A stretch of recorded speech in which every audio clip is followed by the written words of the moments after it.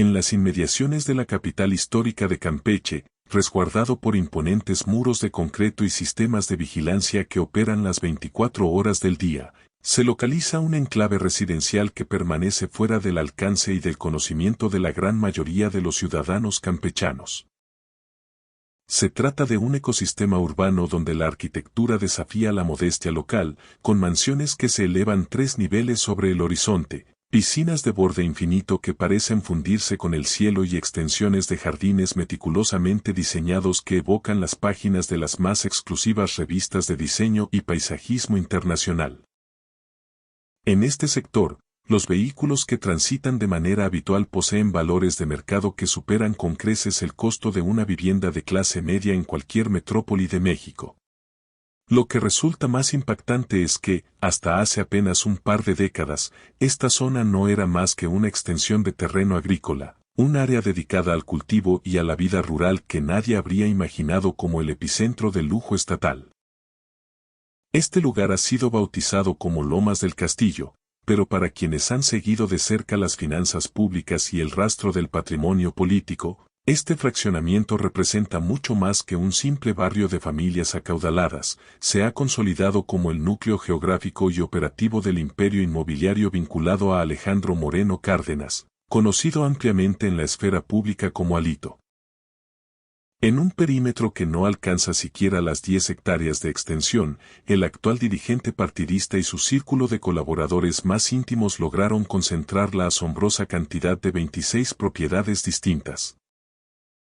Fue precisamente aquí donde se erigió una mansión cuya valoración pericial alcanza los 126 millones de pesos. Y es en este mismo terreno donde diversos investigadores han señalado la existencia de una infraestructura aeronáutica privada, específicamente un helipuerto, cuya autorización legal y permisos de operación siguen siendo un misterio para las autoridades de aviación civil. Esta es la crónica detallada de una investigación que profundiza en las entrañas de Lomas del Castillo, analizando paso a paso cómo un desarrollo habitacional de élite se transformó en el símbolo más visible de la presunta corrupción y el enriquecimiento inexplicable en el estado de Campeche. Para comprender la magnitud de lo que ocurre en Lomas del Castillo es imperativo retroceder cronológicamente unos 20 años en el tiempo. Hacia el año 2005, la geografía de la zona era radicalmente distinta a la que se observa hoy. El área era esencialmente campo virgen y tierras ejidales donde algunas familias campesinas mantenían cultivos de subsistencia en viviendas dispersas y modestas. En aquel entonces, no existía rastro alguno de servicios urbanos básicos, no había una red de pavimentación ni infraestructura eléctrica de alta tensión, y mucho menos señales de que el suelo se convertiría en el metro cuadrado más costoso de la región. Sin embargo, en ese preciso año, una entidad comercial identificada como Grupo Inmobiliario del Sureste comenzó a ejecutar una estrategia de adquisición masiva de tierras en la zona. Los ejidatarios, muchos de ellos viviendo en condiciones de precariedad, accedieron a vender sus parcelas motivados por ofertas económicas que nunca antes habían pasado por sus manos, mientras que otros cedieron ante presiones veladas bajo el argumento de que el gobierno estatal iniciaría procesos de expropiación forzosa para utilidad pública si no aceptaban las condiciones de la constructora privada. El plan maestro original para el desarrollo de Lomas del Castillo se presentó como un proyecto visionario y sumamente ambicioso que pretendía instaurar una comunidad cerrada de altísimo nivel con 200 lotes residenciales protegidos por casetas de seguridad blindadas, vialidades internas de concreto hidráulico, amplias zonas recreativas y un club social que prometía ser el centro de la vida aristocrática de Campeche. El concepto central que vendían los promotores era la exclusividad absoluta, asegurando que no cualquier persona con solvencia económica podría adquirir un espacio en el lugar, ya que se implementó un riguroso proceso de selección y filtrado de aspirantes para garantizar la homogeneidad del estatus social. Los primeros contratos de compraventa de lotes se formalizaron hacia el año 2007, captando inicialmente la atención de empresarios locales de vieja cepa, profesionales con trayectorias sumamente exitosas y familias que custodiaban fortunas heredadas por generaciones. Los precios de entrada eran considerados exorbitantes para el mercado inmobiliario de Campeche en esa época, situándose entre 1,5 millones y 3 millones de pesos por terreno, dependiendo estrictamente de la ubicación topográfica y la superficie total, pero para aquellos que buscaban seguridad y prestigio social, el gasto se percibía como una inversión justificada por el blindaje que ofrecía el fraccionamiento. Durante su primera etapa de existencia, el crecimiento del barrio fue pausado y orgánico, construyéndose aproximadamente unas 30 residencias que mantenían un perfil de lujo pero dentro de ciertos márgenes de discreción. No obstante, es a partir del periodo comprendido entre 2010 y 2015 cuando la historia de Lomas del Castillo toma un giro oscuro y sumamente complejo, coincidiendo cronológicamente con el ascenso meteórico de Alejandro Moreno Cárdenas en la jerarquía política federal como senador y su posterior llegada a la gubernatura del estado. Según los archivos del Registro Público de la Propiedad que han sido objeto de minuciosas auditorías por parte de la Fiscalía Local, en ese intervalo de 5 años se detectó una actividad inusual de transacciones inmobiliarias, superando las 40 operaciones que vinculaban de forma directa o indirecta a la figura de Moreno, a sus familiares consanguíneos y a su red de operadores políticos y financieros más cercanos. En los documentos aparecen nombres recurrentes como el de su madre, Yolanda Cárdenas, y el de su arquitecto de cabecera y amigo personal, Juan José Salazar Ferrer, además de una serie de sociedades mercantiles con denominaciones genéricas que carecían de una estructura corporativa real o de empleados operativos. Muchas de estas empresas registraban domicilios fiscales en sitios inexistentes o en locales comerciales abandonados, y las personas que figuraban como socios o representantes legales resultaban ser, tras una investigación de campo, empleados de bajo nivel en la administración pública o parientes lejanos de colaboradores del entonces mandatario. Lo que más llamó la atención de los peritos financieros fue que estas adquisiciones no seguían las reglas básicas del mercado libre, ya que los precios que se declaraban ante los notarios públicos eran significativamente menores al valor catastral y comercial de la zona, sugiriendo una estrategia sistemática de subvaluación para reducir el impacto fiscal y ocultar el flujo real de capitales. En muchos casos, las propiedades cambiaban de manos en un círculo cerrado de empresas y prestanombres, creando una estructura laberíntica de propiedad que parecía diseñada ex profeso para que resultara casi imposible determinar quién era el beneficiario final de los activos. Para el año 2019, al concluir su gestión como gobernador, el control que ejercía Moreno Cárdenas y su grupo sobre el fraccionamiento era total, poseyendo al menos 26 fincas que representaban aproximadamente el 13% de la superficie total del desarrollo privado, una concentración de bienes raíces que no tiene precedentes en la historia urbana de Campeche ni en ningún otro proyecto residencial de la entidad. Una observación constante de los vecinos y de los investigadores es que muchas de estas edificaciones, a pesar de estar completamente terminadas y en algunos casos lujosamente decoradas, permanecen vacías durante todo el año sin que nadie las habite ni las rente. Esta situación planteó una interrogante fundamental para las autoridades judiciales sobre por qué alguien invertiría cientos de millones de pesos en adquirir y mantener 26 inmuebles en un mismo sitio para dejarlos en él. Abandono funcional, llegando a la conclusión preliminar de que estas casas no eran activos inmobiliarios en el sentido tradicional, sino vehículos financieros utilizados para el resguardo y posible blanqueo de recursos económicos cuya procedencia no podía ser plenamente justificada ante el fisco. En el epicentro geográfico de Lomas del Castillo, ocupando el lote de mayor dimensión y mejor ubicación estratégica, se alza la propiedad que ha sido catalogada como la joya de la corona del patrimonio de Alito, su residencia personal de descanso. Esta edificación es un despliegue de opulencia sin precedentes en el sureste mexicano, contando con 3 niveles de construcción que abarcan más de 2.000 metros cuadrados de superficie techada donde se distribuyen 8 recámaras principales, cada una equipada con vestidores amplios y baños de mármol importado, una piscina de dimensiones olímpicas, canchas deportivas de tenis y pádel, una sala de proyecciones cinematográficas con tecnología de punta, un gimnasio privado con equipo profesional y una cava subterránea diseñada para albergar miles de botellas de vino de colección. Los trabajos de edificación de esta mansión se pusieron en marcha en 2013, cuando Moreno aún ostentaba su cargo en el Senado de la República, bajo la dirección técnica de Salazar Ferrer.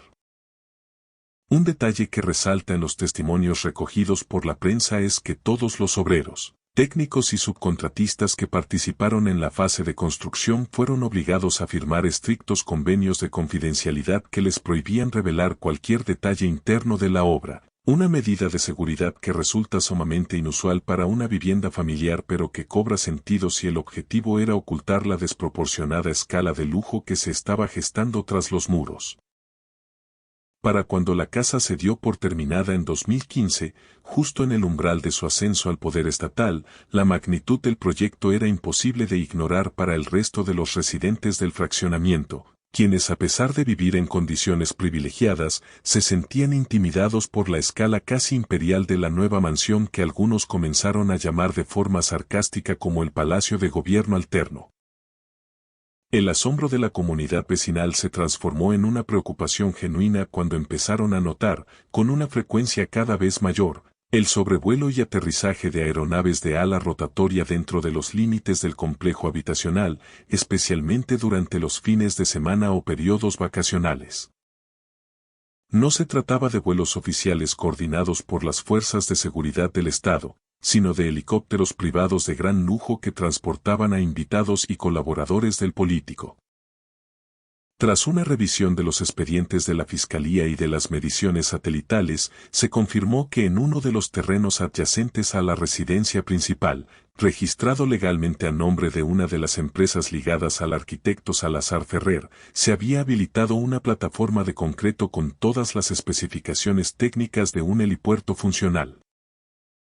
El problema legal reside en que la construcción de una infraestructura de este tipo en una zona urbana o residencial requiere de una cadena compleja de autorizaciones que incluyen a la Secretaría de Infraestructura, Comunicaciones y Transportes, la Dirección General de Aeronáutica Civil y el Ayuntamiento local para el cambio de uso de suelo, además de estudios rigurosos de impacto ambiental y sonoro que protejan a los residentes circundantes. No obstante, las investigaciones periodísticas más profundas han revelado que no existe rastro documental alguno de que tales permisos hayan sido siquiera solicitados, lo que implica que el helipuerto opera en la más completa ilegalidad administrativa, existiendo físicamente pero siendo inexistente ante la ley. Esta irregularidad solo pudo haberse sostenido en el tiempo gracias al control absoluto que el dueño de la propiedad ejercía sobre las instituciones estatales de inspección y vigilancia, permitiendo que sus aeronaves operaran sin restricción alguna sobre la tranquilidad de sus vecinos. Dentro de la comunidad de Lomas del Castillo, el sentimiento hacia esta situación es de una profunda ambivalencia. Mientras unos perciben el ruido y el movimiento de aeronaves como una intrusión inaceptable a su privacidad y descanso, otros observan el fenómeno con una mezcla de admiración y envidia por el nivel de poder que representa llegar a casa por aire. A pesar de las incomodidades, el miedo a las represalias políticas ha mantenido un velo de silencio casi impenetrable, ya que nadie desea enemistarse con la figura que controla no solo el fraccionamiento, sino gran parte de la estructura política nacional. Durante el cateo judicial ejecutado en 2022 por órdenes de la Fiscalía Estatal, los agentes descubrieron que el lujo no se limitaba a la estructura arquitectónica, sino que se extendía a una colección de arte valuada en varios millones de pesos y a un mobiliario importado de casas de diseño europeas. Sin embargo, los investigadores se toparon con un obstáculo legal cuando intentaron inspeccionar los niveles subterráneos de la propiedad, ya que los abogados defensores argumentaron que dichas áreas no estaban explícitamente detalladas en la orden de registro, logrando bloquear el acceso a los sótanos que, según los planos originales, poseen dimensiones considerables y un propósito que aún permanece oculto al escrutinio público. Para dimensionar el control territorial que Alito ejerce sobre este barrio, es necesario analizar la cartografía interna del desarrollo, donde los lotes vinculados a su red no aparecen distribuidos al azar, sino que forman bloques estratégicos que sirven a propósitos específicos de seguridad y logística. Existe una primera zona de protección que circunda directamente la mansión principal, funcionando como un cinturón de seguridad o zona de amortiguamiento que impide que vecinos desconocidos puedan tener contacto visual o proximidad con la residencia del político. Un segundo bloque de propiedades se concentra en el límite posterior del fraccionamiento, cerca de la barda perimetral, donde se agrupan 12 terrenos adquiridos sistemáticamente entre 2012 y 2014 bajo el mismo esquema de opacidad financiera y precios irrisorios.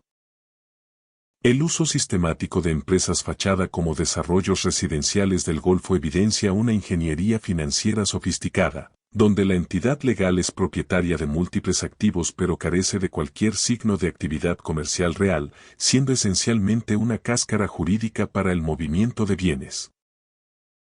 Expertos en prevención de lavado de dinero coinciden en que esta técnica de concentrar múltiples propiedades en un solo desarrollo cerrado es una táctica clásica que permite diluir la visibilidad del patrimonio total al repartirlo entre diversos nombres, además de otorgar al propietario real una capacidad de manipulación sobre el mercado inmobiliario local y un control político sobre la asociación de colonos. Al poseer más del 10% de los votos en las asambleas de vecinos, el grupo de Moreno Cárdenas tiene el poder de vetar o aprobar cualquier modificación al reglamento interno, decidir sobre los contratos de seguridad privada y manejar a su antojo las cuotas de mantenimiento, convirtiendo el fraccionamiento en un feudo personal donde sus reglas son la ley.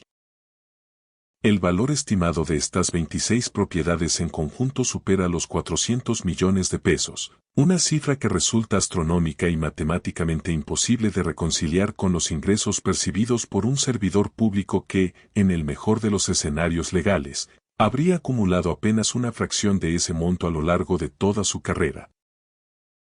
La atmósfera dentro de Lomas del Castillo se ha vuelto cada vez más enrarecida y tensa con el paso de los años, especialmente a medida que las investigaciones judiciales avanzan y el escrutinio mediático se intensifica. Los pocos residentes que acceden a declarar bajo anonimato describen un ambiente de vigilancia mutua y desconfianza, donde la presencia constante de vehículos con vidrios polarizados y personal de seguridad armado crea una sensación de vivir en una zona militarizada más que en un barrio residencial de lujo. El silencio se ha convertido en la moneda de cambio para mantener la convivencia, pues muchos empresarios que habitan allí dependen directa o indirectamente de la estabilidad política y de las relaciones con el poder para la prosperidad de sus negocios.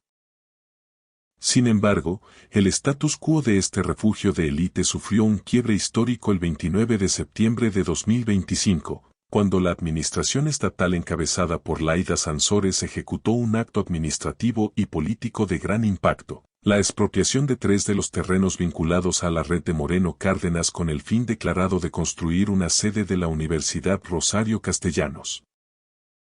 Esta decisión no solo fue un golpe a las finanzas del grupo político, sino que representó la perforación definitiva de la burbuja de impunidad que rodeaba a Lomas del Castillo, enviando un mensaje claro de que el Estado tenía la capacidad de intervenir incluso en los espacios más exclusivos.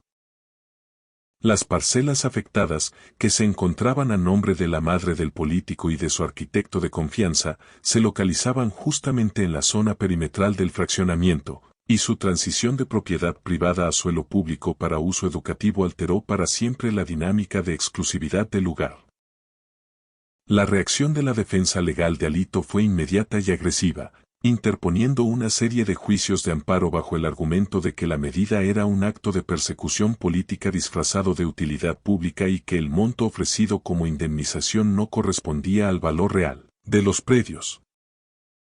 No obstante, hasta el cierre de los informes de 2025, las obras de la universidad han continuado su curso, provocando una crisis de identidad en el fraccionamiento, ya que los vecinos ahora se enfrentan a la posibilidad real de que su comunidad cerrada sea abierta al tránsito de estudiantes y personal académico ajeno a su círculo social. Esta situación ha generado una oleada de incertidumbre que ha llevado a algunos propietarios a poner sus residencias en venta de manera discreta, temiendo que la plusvalía del lugar se desplome o que el gobierno continúe con procesos de incautación sobre las otras 23 propiedades restantes si las investigaciones por enriquecimiento ilícito llegan a sentencias definitivas. La administración interna del desarrollo se encuentra en una parálisis operativa, atrapada entre la lealtad histórica hacia la figura de Moreno, quien aún ostenta una cuota de poder considerable a nivel federal, y la necesidad de colaborar con el gobierno estatal para evitar sanciones colectivas. Los testimonios de exempleados de la administración del barrio revelan que durante años existieron directrices claras para otorgar un trato preferencial a las propiedades del entonces gobernador, ignorando quejas por fugas de agua, ruidos excesivos o comportamientos inapropiados de su personal de seguridad, llegando incluso a amenazar con acciones legales a aquellos vecinos que insistían en presentar reportes oficiales. Lomas del Castillo ha dejado de ser visto simplemente como un lugar de residencia para la élite para convertirse en un objeto de estudio sociológico y judicial sobre cómo el poder político puede moldear el territorio urbano o en beneficio propio.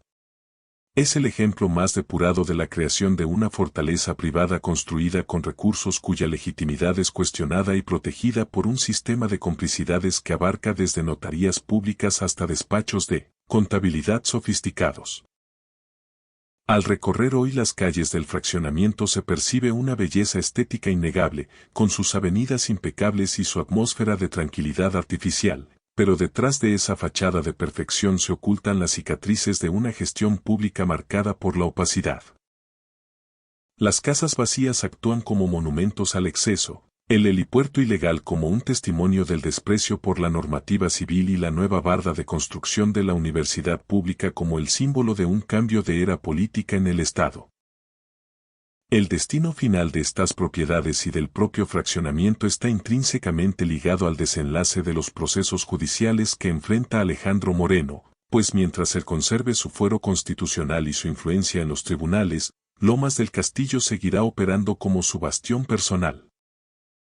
Sin embargo, la historia de este barrio ya ha quedado marcada en la memoria colectiva de Campeche como el sitio donde la riqueza se concentró de forma desproporcionada a la sombra del servicio público, recordándonos que incluso los muros más altos y los sistemas de seguridad más avanzados no pueden ocultar indefinidamente las evidencias de un imperio construido sobre cimientos éticos dudosos. En última instancia, Lomas del Castillo es el reflejo de una cultura política que durante décadas normalizó la mezcla de los intereses privados con la administración de los bienes del pueblo, y su transformación actual es solo el primer capítulo de una reconfiguración social que busca devolverle al Estado lo que presuntamente le fue sustraído mediante esquemas inmobiliarios opacos. La vigilancia en el acceso principal sigue siendo estricta, pero la sensación de invulnerabilidad se ha desvanecido, dejando en su lugar un ambiente de espera tensa donde cada residente sabe que el futuro de su exclusividad depende ahora de expedientes judiciales y de la voluntad política de una nueva administración que parece decidida a desmantelar, ladrillo por ladrillo, el imperio que Alito construyó en las afueras de la ciudad.